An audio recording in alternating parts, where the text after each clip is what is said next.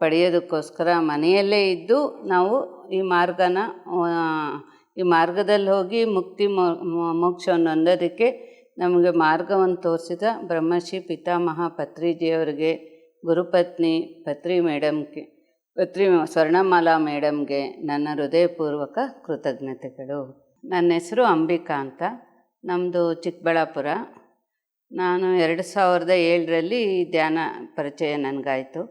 ಅದಕ್ಕೆ ಮುಂಚೆ ನಾನು ಕಾಲೇಜ್ ಹೋದಾದಮೇಲೆ ಭಗವದ್ಗೀತೆ ಕಲಿಬೇಕು ಅಂತ ತುಂಬ ಇಷ್ಟ ಆಯಿತು ನನಗೆ.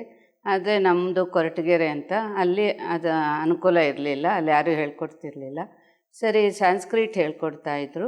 ಆವಾಗ ಸಂಸ್ಕೃತಕ್ಕೆ ಹೋಗಿ ಕಾವ್ಯವರೆಗೂ ಅದನ್ನು ಕಲಿತು ಪಾಸ್ ಮಾಡಿದೆ. ಮತ್ತು ಮದುವೆ ಆಯಿತು. ಇಲ್ಲಿ ಕೂಡ ಅದನ್ನು ಕಲಿಯೋಕ್ಕಾಗಲಿಲ್ಲ. ಮನೆಯಲ್ಲೆಲ್ಲರೂ ಲಲಿತಾ ಸಹಸ್ರನಾಮ, ವಿಷ್ಣು ಸಹಸ್ರನಾಮ, ದೇವ್ರ ನಾಮಗಳು ಓದ್ತಾಯಿದ್ರು. ಸರಿ, ನಾನು ಅದನ್ನು ಕಲಿತು ಅದನ್ನೇ ಓದ್ತಾಯಿದ್ದೆ ಅವ್ರ ಜೊತೆ. ಎಲ್ಲರೂ ದೇವಸ್ಥಾನಕ್ಕೆ ಹೋಗ್ತಾಯಿದ್ರೆ ಅಲ್ಲೂ ಹೋಗ್ತಾಯಿದ್ದೆ. ಆವಾಗಲೂ ನನಗೆ ಭಗವದ್ಗೀತೆ ಮತ್ತೆ ಕಲಿಯೋಕ್ಕೆ ಆಗಲಿಲ್ಲ. ಆಮೇಲೆ ಮನೆಯಲ್ಲಿ ಎಲ್ಲ ಚೆನ್ನಾಗಿತ್ತು, ಎಲ್ಲರೂ ಚೆನ್ನಾಗಿದ್ದರು.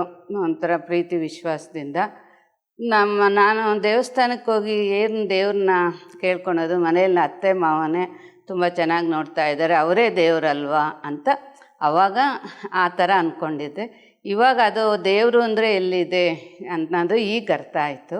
ದೇವರು ಅಂದರೆ ಏನು ಅನ್ನೋದು ಈಗ ಅರ್ಥ ಆಯಿತು. ಆದರೆ ನಾನು ಮೊದಲು ಆ ಥರ ಅರ್ಥ ಮಾಡಿಕೊಂಡು ಅವ್ರನ್ನೇ ಅವ್ರ ಜೊತೆ ಪ್ರೀತಿ ವಿಶ್ವಾಸದಿಂದ ಇದ್ದೆ. ಮತ್ತು ನನಗೆ ಮೊದಲಿಂದ ಸೈನಸ್ ಪ್ರಾಬ್ಲಮ್ ಇತ್ತು, ಮದುವೆಗೆ ಮುಂಚೆಯಿಂದನೂ ಇತ್ತು. ಅಂದರೆ ನೆಗಡಿ ಆಗೋದು, ಯಾವಾಗಲೂ ನೆಗಡಿಯಾಗಿ ಮೂಗು ಕಟ್ಟಾಕೋದು, ರಾತ್ರಿ ಹೊತ್ತು ಉಸಿರಾಡೋಕ್ಕಾಗ್ತಾ ಇರಲಿಲ್ಲ. ಅದಕ್ಕೋಸ್ಕರ ಹಾಸ್ಪಿಟ್ಲಿಗೆ ತೋರಿಸಿದಾಗ ಅದೇನು ದುರ್ಮಾಂಸ ಇದೆ, ಮೂಗಲ್ಲಿ ಆಪ್ರೇಷನ್ ಆಗಬೇಕು ಅಂತ ಹೇಳಿದರು. ಸರಿ, ಅದಕ್ಕೆ ಆಪ್ರೇಷನ್ ಮಾಡಿಸ್ಕೊಂಡಿದ್ದೆ. ಆದರೆ ಅದು ಪೂರ್ತಿ ಹೋಗಿರಲಿಲ್ಲ. ಮತ್ತೆ ಸ್ವಲ್ಪ ಒಂದು 50% ಕಮ್ಮಿ ಆಗಿತ್ತು. ಮತ್ತು ಅದು ಅವಾಗವಾಗ ಬರ್ತಾಯಿತ್ತು. ಅದೊಂದು ಪ್ರಾಬ್ಲಮ್ ಇತ್ತು. ಆಮೇಲೆ ಸ್ವಲ್ಪ ನನಗೆ ಮನಸ್ಸು ಸ್ಥಿಮಿತ ಇರಲಿಲ್ಲ, ತುಂಬ ಚಂಚಲ ಇತ್ತು.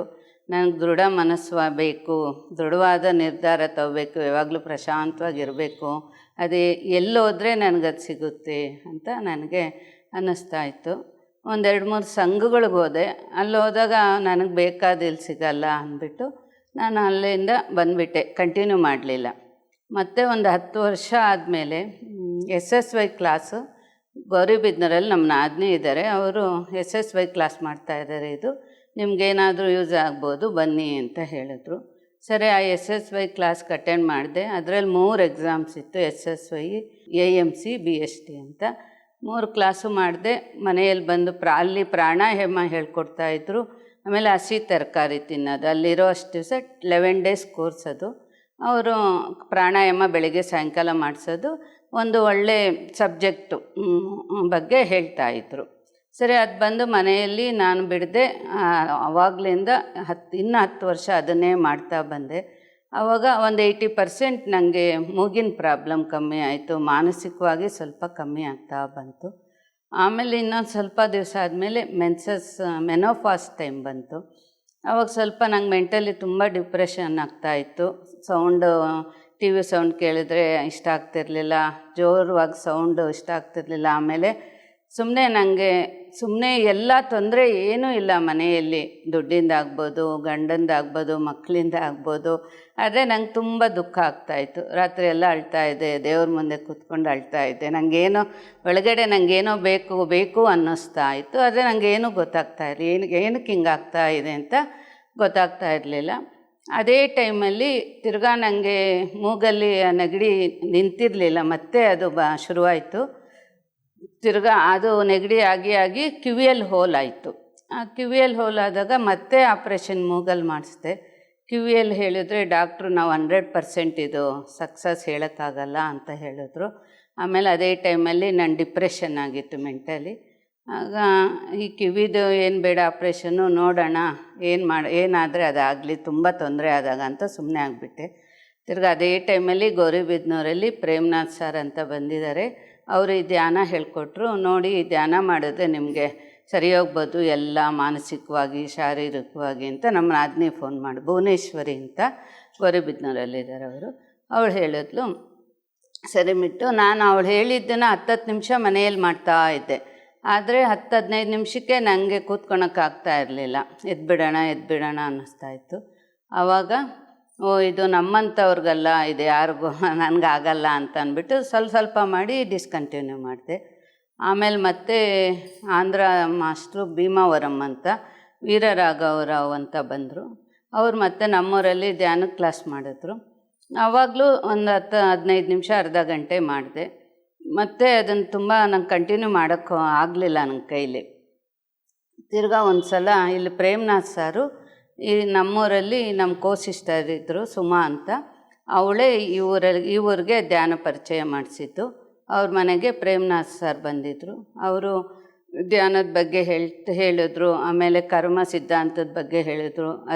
ಅದೆಲ್ಲ ಕೇಳಿ ನಂಗೆ ತುಂಬ ಇಷ್ಟ ಆಯಿತು. ಇನ್ಮೇಲೆ ಏನಾದರೂ ಮಾಡಿ ಧ್ಯಾನನ ಮಾಡಿ ನನಗಿರೋ ಸಮಸ್ಯೆಗಳನ್ನೆಲ್ಲ ಹೋಗ್ಲಾಡಿಸ್ಕೋಬೇಕು ಅಂತ ಡಿಸೈಡ್ ಮಾಡಿ ಆವತ್ತಿಂದ ಶುರು ಮಾಡಿದ್ವಿ. ಮತ್ತು ಆವತ್ತೇ ನಮ್ಮ ಕೋ-ಸಿಸ್ಟರ್ ಸುಮಾ ಮನೆಯಲ್ಲಿ 40 ದಿವಸ ಧ್ಯಾನ ಮಾಡೋಣ ಅಂತ ಎಲ್ಲರೂ ಮಾತಾಡಿಕೊಂಡು 12ರಿಂದ 1 ಗಂಟೆವರೆಗೂ ಧ್ಯಾನ ಶುರು ಮಾಡಿದ್ವಿ. ಒಂದು 30 ಜನ ಬರ್ತಾಯಿದ್ರು. ಅವಾಗೆಲ್ಲ ಹಾಫ್ ಆನ್ ಅವರ್ ಧ್ಯಾನ ಮಾಡೋದು ಅಷ್ಟೇ ಹೊರಟೋಗ್ತಾಯಿದ್ವಿ. ಅವಾಗ ನಾವು ಜ್ಞಾನದ ಬದೆ ಸತ್ಸಂಗ ಅದೆಲ್ಲ ಏನೂ ಮಾಡ್ತಾಯಿರಲಿಲ್ಲ. ಆವಾಗ 40 ದಿವಸ ಆದಮೇಲೆ ಮತ್ತು ಇಲ್ಲಿ ಹಿಂದೂಪುರದ ಹತ್ರ ಆದಿನಾರಾಯಣ ಸ್ವಾಮಿ ಬೆಟ್ಟ ಅಂತ ಇದೆ. ಅಲ್ಲಿ ವೀರರಾಘವರವ್ರದ್ದು ರೆಸಿಡೆನ್ಷಿಯಲ್ 3 ಡೇಸ್ ವರ್ಕ್ಶಾಪ್ ಮಾಡಿದ್ರು ಅವರು ಆತ್ಮಜ್ಞಾನದ ಬಗ್ಗೆ. ಅದಕ್ಕೆ ನಾನು ನಮ್ಮ ನಾದಿನಿ ಹೋದಾಗ ಅಲ್ಲಿ ಬರೀ ಧ್ಯಾನ ಆಮೇಲೆ ಜ್ಞಾನ ಅವ್ರು ಹೇಳ್ತಾರೆ. ಬರೀ ನಾವು ಒಳಕ್ಕೆ ಹೋಗಿದ್ದೆ, ಹೊರಗೆ ಊರಿಗೆ ಹೋಗ್ಬೇಕಾದ್ರೇ ಹೊರಗಡೆ ಬಂದಿದ್ದು, ಎಲ್ಲೂ ಹೋಗಲಿಲ್ಲ ಅವರು, ಎಲ್ಲೂ ಬಿಡಲೇ ಇಲ್ಲ. ಬರೀ ಧ್ಯಾನ ಮಾಡಿಸೋರು, ಅವ್ರು ಜ್ಞಾನ ಹೇಳ್ತಾ ಇದ್ರು. 3 ಡೇಸು 3 ಅವರ್ಸು 2 ಅವರ್ಸು ಆ ಥರ ಧ್ಯಾನಕ್ಕೆ ಕೊಡಿಸ್ತಾಯಿದ್ರು. ಆ ಧ್ಯಾನಕ್ಕೆ ಕೂತಾಗ ನನಗೆ ತಲೆಯೆಲ್ಲ ತುಂಬ ಭಾರ ಆಗ್ತಾಯಿತ್ತು. ಒಂಥರ ಗಟ್ಟಿ ಭಾರ ಆಗಿಬಿಟ್ಟು ಇನ್ನೇನು ಡಮ್ ಅನ್ನುತ್ತೇನೋ ಅವರು ಅಂತ ಅನ್ನೋ ಥರ ನನಗೆ ಫೀಲ್ ಆಗ್ತಾಯಿತ್ತು. ಆವಾಗ ಮಾಸ್ಟ್ರ್ ಏನು ಹೇಳಿದ್ರು, ನಾವು ಓಕೆ ಅಂತ ಹೇಳೋವರೆಗೂ ನೀವು ತೆಗಿಬಾರ್ದು ಕಣ್ಣು ಅಂತ ಹೇಳಿದರು. ಸರಿ, ಆ ಥರನೇ 2 ದಿವಸ ಧ್ಯಾನ ಮಾಡೋದು. ಅವ್ರು ಕ್ಲಾಸ್ ಮಾಡಿದಾಗ ಅವ್ರು ಏನು ಹೇಳ್ತಾರೋ ನನಗೆ ಆವಾಗ ನಾವಿನ್ನೂ ಹೊಸದು ಬಂದಿದ್ದು ಏನು ನಮಗೆ ಎಷ್ಟು ಅರ್ಥ ಆಗ್ತಾಯಿತ್ತೋ ಅಷ್ಟನ್ನು ನಾನು ಬರ್ಕೋತಾ ಇದ್ದೆ. 2 ಡೇಸ್ ಆಗಿ 3ನೇ ದಿವಸ ನನಗೇನು ಒಂದು ಅನುಭವ ಆಯಿತು. ಧ್ಯಾನ ಮಾಡ್ತಾ ಇದ್ದರೆ ನನ್ನ ತಲೆಯಿಂದ ಒಂದು ಪಕ್ಷಿ ಪಟ ಅಂತ ಹೋಗ್ತಾ ಇರೋ ಫೀಲ್ ಆಯಿತು. ಒಳಗಡೆ ಒಂದು ಕ್ರಿಸ್ಟಲ್ ಥರ ಕಲ್ಲು ಸುರುಳಿ ಥರ ತಿರುಗಿ ಒಳಗಡೆ ಟಕ್ ಅಂತ ಕೂತ್ಕೊಂಡ್ಬಿಡ್ತು. ನಾನು ಮಾಸ್ಟ್ರಿಗೆ ಏನೋ ಈ ಥರ ಆಗಿದೆ ಸರ್ ಅಂತಂದೆ.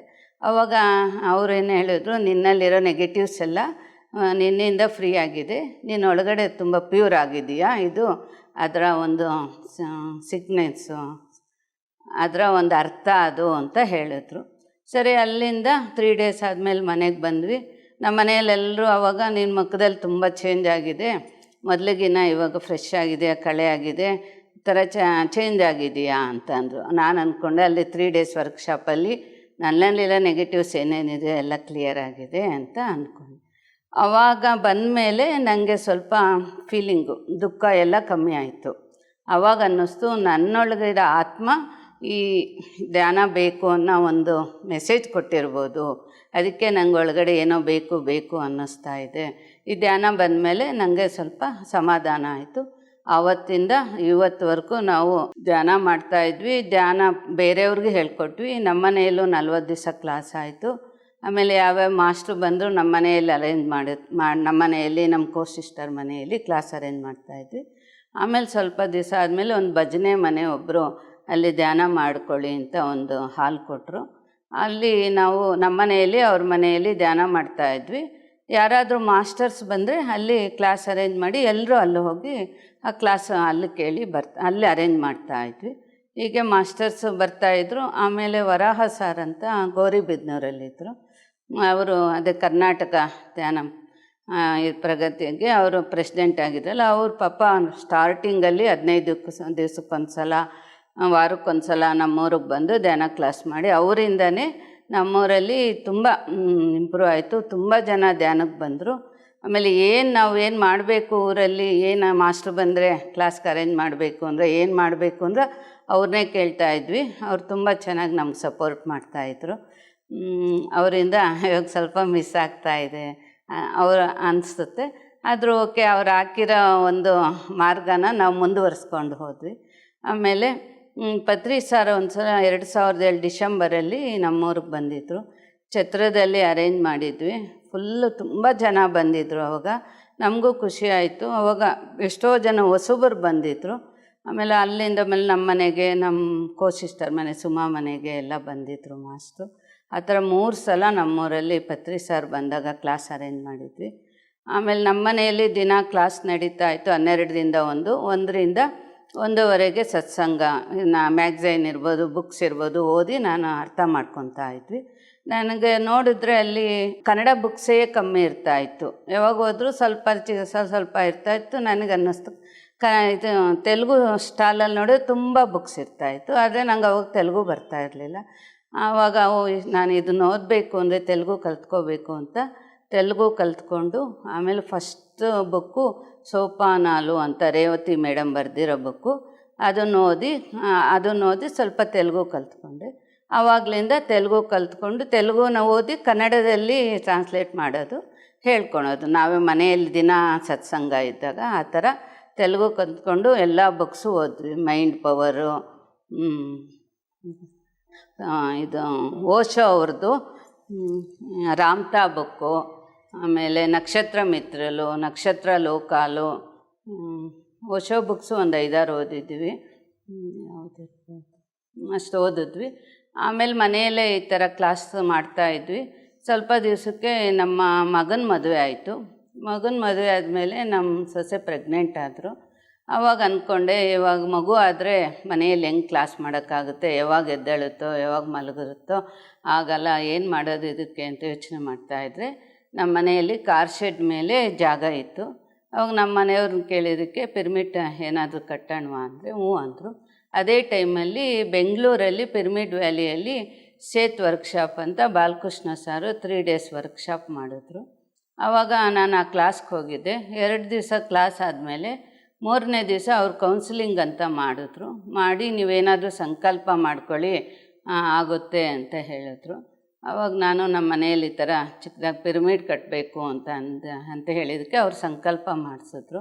ಅಲ್ಲಿಂದ ಬಂದಮೇಲೆ ಪಿರಮಿಡ್ ಕಟ್ಟೋ ಜಾಗದಲ್ಲಿ ಒಂದು 3 ಡೇಸ್ ಕೂತ್ಕೊಂಡು ಧ್ಯಾನ ಮಾಡಿದೆ. ಆ ಧ್ಯಾನ ಮಾಡಿ ಸ್ವಲ್ಪ ದಿವಸದಲ್ಲೇ ನಮ್ಮ ಮನೆಯಲ್ಲಿ ಒಪ್ಪಿದ್ರು. ಅಲ್ಲಿ ಪಿರಮಿಡ್ ಕಟ್ಟೋಕ್ಕೆ ಸ್ಟಾರ್ಟ್ ಮಾಡಿದ್ವಿ. ಆ ಪಿರಮಿಡ್ ಕಟ್ಟೋಕ್ಕೆ ಹೈದ್ರಾಬಾದಲ್ಲಿರೋ ಶ್ರೀನಿವಾಸ್ ಸಾರು ಸಿವಿಲ್ ಇಂಜಿನಿಯರ್ ಅವ್ರು ಬಂದಿದ್ದರು. ಅವ್ರು ಬಂದು ಗೋಡೆಗಳೆಲ್ಲ ಆಗಿತ್ತು, ಅದರ ಮೇಲೆ ಫ್ರೇಮು ವೆಲ್ಡಿಂಗ್ ಶಾಪ್ ಹತ್ರ ಹೋಗಿ ಫ್ರೇಮ್ ರೆಡಿ ಮಾಡಿಸಿದ್ರು. ರೆಡಿ ಮಾಡ್ತಿರೋ 1 ದಿವಸದಲ್ಲಿ ಆಗಲಿಲ್ಲ, ಯಾಕೋ ಲೇಟ್ ಆಗ್ತಾಯಿದೆ ಅಂದ್ಬಿಟ್ಟು 2 ದಿವಸ ಆಯಿತು ಆ ವರ್ಕು. ಮಾಸ್ಟ್ರು ಪ್ರತಿ ಸಲ ಅದು ಮಾಡಿದಾಗಲೂ ಅದ್ರ ಕೆಳಗೆ ಕೂತ್ಕೊಂಡು ನಮ್ಮ ನಾದಿನಿ ಮಗ ಅವರು ಇಬ್ಬರೂ ಧ್ಯಾನ ಮಾಡಿ ಆ ಎನರ್ಜಿ ಸರಿಯಾಗಿದೆಯಾ ಇಲ್ವಾ ಅಂತ ಚೆಕ್ ಮಾಡಿ ಅದನ್ನು ಮಾಡಿಸ್ತಾಯಿದ್ರು. 2 ದಿವಸ ಆಗದೇ ಇದ್ದರು. ಯಾಕೆ ಲೇಟ್ ಆಗ್ತಾಯಿದೆ ಇದು ಅಂದ್ಕೊಂಡಾಗ ಅವರಿಗೆ ಧ್ಯಾನದಲ್ಲಿ ಮೆಸೇಜ್ ಬಂತಂತೆ. ಅಲ್ಲಿ 7 ಲೋಕಗಳಿಂದ 7 ಆಸ್ಟ್ರಲ್ ಪಿರಮಿಡ್ಸ್ ರೆಡಿ ಆಗ್ತಾಯಿದೆ, ಅದಕ್ಕೋಸ್ಕರ ಇಲ್ಲಿ ಇದು ಫಿಸಿಕಲ್ ಆಗಿರೋ ಪಿರಮಿಡ್ಡು ಫ್ರೇಮು ಲೇಟ್ ಆಗ್ತಾಯಿದೆ ಅಂತ ಮೆಸೇಜ್ ಬಂತಂತೆ. ಸರಿ, ಅದಾದಮೇಲೆ 2 ದಿವಸ ಆದಮೇಲೆ ಅದು ರೆಡಿ ಆಯಿತು. ಅದನ್ನು ತಂದು ಇಲ್ಲಿ ಫಿಕ್ಸ್ ಮಾಡಿದ್ರು. ಆವಾಗ ಪಿರಮಿಡ್ ಸ್ಟಾರ್ಟ್ ಆಯಿತು. ಪಿರಮಿಡ್ ಎಲ್ಲ ರೆಡಿ ಆಯಿತು. ಪತ್ರಿ ಸಾರ್ಗೆ ಹೇಳಿದಾಗ ಈ ಸಲ ಈ ಕಡೆ ಬಂದಾಗ ಬರ್ತೀವಿ ಅಂತ ಹೇಳಿದರು. ಆಮೇಲೆ ದಿನ ಅಲ್ಲಿ ಕ್ಲಾಸು ಬಂದವರು 12ರಿಂದ 1, 3:30ಯಿಂದ 4:30 ಆ ಥರ ಕ್ಲಾಸ್ ಧ್ಯಾನ ಮಾಡಿಕೊಂಡು ಒಂದು ಅರ್ಧ ಗಂಟೆ ಸತ್ಸಂಗ ಮಾಡ್ಕೋತಾ ಇದ್ವಿ. ಫಸ್ಟು ಪಿರಮಿಡ್ ಆಗಿ 1-2 ದಿವಸ ಅಲ್ಲಿ ಫಸ್ಟ್ ಧ್ಯಾನ ಮಾಡೋಕ್ಕೆ ಕೂತಾಗ ನಂಗೆ ಧ್ಯಾನ ಮಾಡೋಕ್ಕೆ ಕಣ್ಣು ಮುಚ್ಚಿದ್ರೆ ಸಾಕು, ಒಂಥರ ಯಾರೋ ಡ್ಯಾನ್ಸ್ ಮಾಡ್ತಾ ಇರೋ ಅನುಭವ ಆಯಿತು. ತಿರ್ಗಾ ಕಣ್ಣು ತೆಗೆದು ಕಣ್ಣು ಮುಚ್ಚೋದು, ಅದೇ ಥರ ಆಗ್ತಾಯಿತ್ತು. ನಾನು ಪಕ್ಕದಲ್ಲಿ ನಮ್ಮ ಕೋ-ಸಿಸ್ಟರ್ ಸುಮಾ ಅಂತ ಅವ್ರು ಹೇಳಿದರೆ, ಅವ್ರು ಹಾಸ್ಟೆಲ್ ಮಾಸ್ಟರ್ಸು, ಖುಷಿಗೆ ಈ ಥರ ಆಗ್ತಾಯಿದೆ ಈ ಥರ ಅನುಭವ ಅಂದರು. ಸರಿ ಅಂದ್ಬಿಟ್ಟು ಆವಾಗ ನನಗೆ ಅನ್ನಿಸ್ತು ಇರ್ಬೋದು ಅಂತ. ಒಂದು ದಿವಸ ಹಾಗೆ 1 ವಾರ ಆದಮೇಲೆ ಧ್ಯಾನ ಮಾಡ್ತಾಯಿದ್ರೆ ಯಾರೋ ಬಂದು ನಂಗೆ ಕೆನ್ನೆ ಮೇಲೆ ಕಿಸ್ ಕೊಟ್ಟು ಹೋದರು. ನಾನು ಯಾರು ಇರ್ಬೋದು ಕಣ್ಣು ತೆಗೆದ್ರೆ ಯಾರೂ ಇರಲಿಲ್ಲ. ಅವಾಗ ಕೂಡ ಯಾರೋ ಹಾಸ್ಟೆಲ್ ಮಾಸ್ಟರ್ಸೇ ಬಂದು ಆ ಥರ ಅವ್ರ ಖುಷಿಗೆ ಈ ಥರ ಮಾಡಿದ್ದಾರೆ ಅಂದ್ಕೊಂಡು ಸುಮ್ಮನೆ ಆದೆ. ಆಮೇಲೆ ನಾನು ಎಷ್ಟು ಸಲ ಧ್ಯಾನದಲ್ಲಿ ಪಿರಮಿಡಲ್ಲಿ ಕೂತಾಗಲೂ ಯಾರೋ ಬಂದು ಕೂತ ಅನುಭವ ಆಗ್ತಾಯಿತ್ತು. ಆದರೆ ನನಗೇನು ಕಾಣಿಸಲ್ಲ ಧ್ಯಾನದಲ್ಲಿ, ಯಾವ ವಿಷನ್ನು ಏನೂ ಇಲ್ಲ, ಆದರೆ ಎನರ್ಜಿ ಫೀಲ್ ಆಗ್ತಾಯಿತ್ತು. ಆಮೇಲೆ ಕಣ್ತವ್ರು ನೋಡಿದ್ರೆ ಯಾರೂ ಇರ್ತಿರ್ಲಿಲ್ಲ. ಆವಾಗ ಅಂದ್ಕೊಳ್ತಾ ಇದ್ದೆ ಹಾಸ್ಟೆಲ್ ಮಾಸ್ಟರ್ಸೇ ಬರ್ತಾ ಇರ್ತಾರೆ, ನಮಗೆ ಗೊತ್ತಿಲ್ಲ, ಕಾಣಿಸ್ತಾ ಇಲ್ಲ ಅಂತ ಅಂದ್ಕೊಂಡೆ. ನನಗೆ ಪಿರಮಿಡ್ ಆದಮೇಲೆ ಅವಾಗವಾಗ 1-2 ತಿಂಗಳಿಗೆ ಹಾಗೆ ಜ್ವರ ಬರ್ತಾಯಿತ್ತು. ಆವಾಗ ಅಂದರು ಮಾಸ್ಟರ್ಸು, ಅಂದರೆ ನಮ್ಮಲ್ಲಿರೋ ನೆಗೆಟಿವ್ಸ್ ಎಲ್ಲ ಹೊರಗಡೆ ಹೋಗಿ ಕ್ಲಿಯರ್ ಆಗೋದಕ್ಕೆ ಆ ಥರ ಬರ್ತಾಯಿದೆ ಅಂತ. ಆವಾಗ ನಂಗೆ ಹುಷಾರಿಲ್ದಿದ್ದಾಗ ಮಾಸ್ಟರ್ಸ್ ಬಂದು ಹೀಲ್ ಮಾಡೋದು ನನಗೆ ಅನುಭವ ಆಗ್ತಾಯಿತ್ತು. ಆಮೇಲೆ ನಾನು ಎಲ್ಲಾದರೂ ಜಾರು ಬೀಳ್ತಾಯಿದ್ದೆ, ಎಷ್ಟೊಂದು ಸಲ ಬಿದ್ದಿದ್ದೆ. ಸಡನ್ನಾಗಿ ಯಾರೋ ಬಂದು ನನಗೆ ಹಿಂದೆಯಿಂದ ನಾನು ಇಟ್ಕೊಂಡಂಗೆ ಅನುಭವ ಆಗ್ತಿತ್ತು. ಎಷ್ಟು ಸಲ ಬಿದ್ದರೂ ನನಗೆ ಏನು ಆಗ್ತಾಯಿರಲಿಲ್ಲ. ಅಷ್ಟೇ ಮೂಮೆಂಟಲ್ಲಿ ಎದ್ಬಿಟ್ಟು ಚೆನ್ನಾಗಿ ಓಡಾಡ್ಕೊತಾ ಇದ್ದೆ. ಒಂದು ಸಲ ಮೆಟ್ಲು ಮೇಲಿಂದ ಪಿರಮಿಡ್ ಹತ್ತಾಯಿದ್ರೆ ಮೆಟ್ಲು ಮೇಲಿಂದ ಹಿಂದೆ ಬಿದ್ದುಬಿಟ್ಟೆ. ಆವಾಗ ಕಾಲು ಸುಟ್ಟಾಗ್ಬಿಟ್ಟಿತ್ತು. ಆದರೂ ಹಂಗೆ ಎದ್ದು ನಡೆದೆ. ಆಗಲಿ ಏನಾದರೂ ಆಗಲಿ ಡಾಕ್ಟ್ರಿಗೆ ತೋರಿಸೋಣ ಅಂತ ಹೋದರೆ ಡಾಕ್ಟ್ರ್ ಏನೂ ಆಗಿಲ್ಲ, ಸುಮ್ಮನೆ ಮೂಗೇಟಾಗಿದೆ ಅಂತ ಹೇಳಿದ್ರು. ಅದಾದ ಮಾರನೇ ದಿವಸನೇ ಹಾಗೆ ಓಡಾಡ್ಕೊಂಡಿದ್ದೆ. ಮಾರನೇ ದಿವಸನೇ ಒಬ್ಬರು ಧ್ಯಾನ ಹೇಳ್ಕೊಡಿ ಅಂತ ಬಂದರು. ಆವಾಗ ಹಾಗೆ ಹೋಗಿ ಹತ್ತಿ ಹೇಳಿಕೊಟ್ಟು ಬಂದೆ. ಆವಾಗ ನನಗೆ ನೋವು ಫುಲ್ ಕಮ್ಮಿ ಆಗೋಯಿತು. 1-2 ದಿವಸ ಇದ್ದಿದ್ದು. ಅಂದರೆ ನಾವು ವಿಶ್ವಕ್ಕೋಸ್ಕರ ಏನು ಮಾಡ್ತಾಯಿದ್ರು, ನಮ್ಗೆ ವಿಶ್ವ ನಮಗೆ ಯಾವುದೋ ರೀತಿಯಲ್ಲಿ ನಮಗೆ ಹೆಲ್ಪ್ ಮಾಡುತ್ತೆ ಅಂತ ನಂಗೆ ಅನ್ನಿಸ್ತಾ ಇತ್ತು. ಇನ್ನೊಂದು ವಾರಕ್ಕೆ ರಾತ್ರಿ ಧ್ಯಾನದಲ್ಲಿ ಕೂತಾಗ ಯಾರೋ ಬಂದು ಮಾಸ್ಟರ್ಸ್ ಬಂದಂದು ಕಾಲು ಎಳ್ದಂಗಾಯಿತು ನನಗೆ. ಆವಾಗ ಆ ನೋವು ಫುಲ್ಲು ಪೂರ್ತಿ ವಾಸಿ ಆಯಿತು. ಹೀಗೆ ಇದು ನಾನು ಇಷ್ಟು ದಿನ ಆವತ್ತಿಂದ ಇವತ್ತುವರೆಗೂ ಈ ಧ್ಯಾನದಲ್ಲಿ ಬಂದಮೇಲೆ ಹಿಂದೆ ಹೋಗೇ ಇಲ್ಲ. ನನಗನ್ನಿಸ್ತು ಇದಕ್ಕಿಂತ ಮಿಂಚಿರೋದೇನೂ ಇಲ್ಲ, ಇದು ಲಾಸ್ಟು ಅಂತ. ಇದನ್ನೇ ನಾನು ಕಂಟಿನ್ಯೂ ಮಾಡ್ತಾಯಿದ್ದೀನಿ. ಪಿರಮಿಡಿಗೆ ಬಂದವ್ರಿಗೆ ಧ್ಯಾನ ಹೇಳ್ಕೊಡೋದು, ನನಗೆ ಎಷ್ಟು ತಿಳಿಯುತ್ತೋ ಅಷ್ಟು ಜ್ಞಾನ, ಅವ್ರು ಕೇಳಿರೋ ಡೌಟ್ಸ್ನ ಕ್ಲಿಯರ್ ಮಾಡ್ತಾ ಇದ್ದೀನಿ. ಇಷ್ಟು ನನ್ನ ಅನುಭವ. ಮಾಸ್ಟ್ರು ಪ್ರತಿ ಸಲ ಯಾವಾಗಲೂ ಹೇಳ್ತಾರೆ, ಧ್ಯಾನದಿಂದ ಆರೋಗ್ಯ ಸಿಗುತ್ತೆ, ಜ್ಞಾನ ಸಿಗುತ್ತೆ, ವೈಭೋಗ ಸಿಗುತ್ತೆ ಅಂತ ಹೇಳ್ತಾರೆ. ಹಾಗೆ ನಂಗೆ ಧ್ಯಾನದಿಂದ 3 ಸಿಕ್ಕಿದೆ. ಆಮೇಲೆ ಆನಂದ ಅನ್ನೋದು ಯಾವಾಗಲೂ ಧ್ಯಾನಕ್ಕೆ ಅಲ್ಲಿ ಬಂದವ್ರಿಗೆ ಧ್ಯಾನ ಹೇಳೋದ್ರಿಂದ ನನಗೆ ಅದಕ್ಕೋಸ್ಕರ ನಾನು ವರ್ಕ್ ಮಾಡೋದ್ರಿಂದ ನಂಗೆ ತುಂಬ ಆನಂದ ಅನ್ನೋದು ಜೀವನದಲ್ಲಿ ತುಂಬ ಯಾವಾಗಲೂ ಆನಂದವಾದ ಸ್ಥಿತಿ ನನ್ನಲ್ಲಿ ಬಂದಿದೆ. ನನಗೆ ಮೊದಲು ಮನಸ್ಸು ಹಿಕ್ಕಿತ್ತು, ಇವಾಗ ಧ್ಯಾನಕ್ಕೆ ಬಂದ ಮೇಲೆ ಸ್ವಲ್ಪ ಚೆನ್ನಾಗಾಗಿದೆ. ಈಗ ಆರೋಗ್ಯ ಅಂತೂ ತುಂಬ ಚೆನ್ನಾಗಿದೆ. ಒಂದು 10 ವರ್ಷದಿಂದ ನನಗೆ ಯಾವ ಪ್ರಾಬ್ಲಮ್ಸು ಇಲ್ಲ, ಟ್ಯಾಬ್ಲೆಟು ತೊಗೊಂಡಿಲ್ಲ. ಎಲ್ಲ ಏನು ಬಂದರೂ ಧ್ಯಾನನೇ ಮಾಡ್ತೀನಿ, ಧ್ಯಾನದಿಂದನೇ ವಾಸಿ ಮಾಡ್ಕೋತಾ ಇದ್ದೀನಿ. ಇಷ್ಟು ನನಗೆ ಧ್ಯಾನದಿಂದ ಸಿಕ್ಕಿದೆ. ಆಮೇಲೆ ನಂಗೆ ಮೆನೋಫಾಸ್ ಟೈಮ್ ಬಂದಾಗ ನಂಗೆ ಅದು ಕೂಡ ಈ ಇದರಿಂದನೇ ಹಾಸ್ಟೆಲಾಗಿ ಆಪ್ರೇಷನ್ ಥರ ಆಗಿ ನನಗೆ ಹೊಟ್ಟೆಯಲ್ಲಿ ಯಾರೋ ಬಂದು ಕ್ಲೀನ್ ಮಾಡ್ದಂಗೆ ಅನಿಸಿ ಅದು ಕೂಡ ಇದರಲ್ಲಿ ವಾಸಿ ಆಯಿತು. ಇಷ್ಟು ನಾನು ಕೆಲಸ ಮಾಡ್ತಾಯಿದ್ದೀನಿ ಅಂದರೆ ನಮ್ಮ ಮನೇಲಿ ನಮ್ಮ ಯಜಮಾನ್ರು ಇರ್ಬೋದು, ನಮ್ಮ ಮಕ್ಕಳು, ನಮ್ಮ ಸೊಸೆದಿರು ಎಲ್ಲರೂ ನನಗೆ ಇದಕ್ಕೆ ಸಹಕಾರ ಕೊಡ್ತಾ ಇದ್ದಾರೆ. ಅವ್ರಿಗೂ ಒಂದು ಕೃತಜ್ಞತೆ ಅರ್ಪಿಸ್ತಾ ಇದ್ದೀನಿ. ಇದು ನನ್ನ ಧ್ಯಾನದಿಂದ ಏನಾದರೂ ಪಡೀಬೋದು ಅನ್ನೋ ಒಂದು ನನಗೆ ದೃಢ ಒಂದು ನಂಬಿಕೆ ಬಂದಿದೆ. ಇಷ್ಟೊತ್ತು ನನ್ನ ಧ್ಯಾನದ ಅನುಭವವನ್ನು ನೀವೆಲ್ಲ ಕೇಳಿದ್ದಕ್ಕೆ ನನ್ನ ಧನ್ಯವಾದಗಳು ಅರ್ಪಿಸ್ತಾ ಇದ್ದೀನಿ. ನೀವೆಲ್ಲರೂ PMC ಚಾನಲ್ನ ಸಬ್ಸ್ಕ್ರೈಬ್ ಮಾಡ್ಕೊಳ್ಳಿ, ಶೇರ್ ಮಾಡ್ಕೊಳ್ಳಿ, ಲೈಕ್ ಮಾಡಿ. PMC ಕನ್ನಡ ಚಾನೆಲ್ ಅನ್ನು ಲೈಕ್ ಮಾಡಿ, ಶೇರ್ ಮಾಡಿ, ಸಬ್ಸ್ಕ್ರೈಬ್ ಮಾಡಿ ಮತ್ತು ಮಾಡಿಸಿ. ಎಲ್ಲರಿಗೂ ಧನ್ಯವಾದಗಳು.